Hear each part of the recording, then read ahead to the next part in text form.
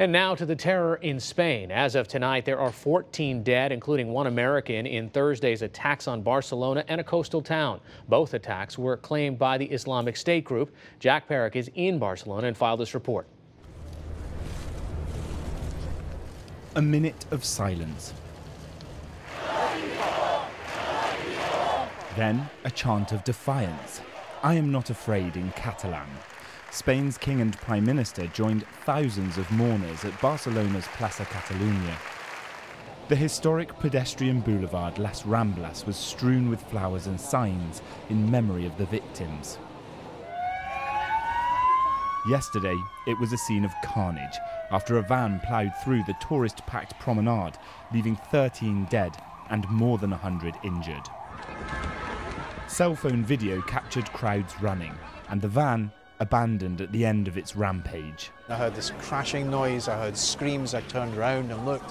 The resort town of Cambrils, some 60 miles outside Barcelona.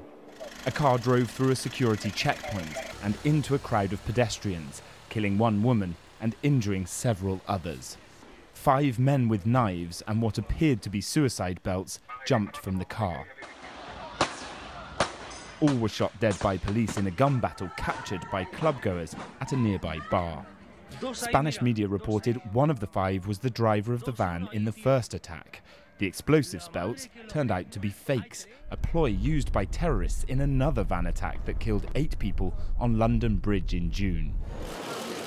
4 other suspects have now been arrested in the Barcelona attack, 3 Moroccans and a Spanish national. None were on the radar of authorities. But one was a man injured in an explosion a day earlier in the nearby town of Alcanar. We are working under the belief that this attack or attacks had been prepared for a while at that house in Alcanar by a group the size of which is yet to be determined, and they had been preparing one or several attacks in Barcelona. In Barcelona, locals and tourists alike are trying to come to grips with a new reality as the latest European city to be struck by a terrorist behind the wheel of a vehicle. The mood today was mostly calm, but somber.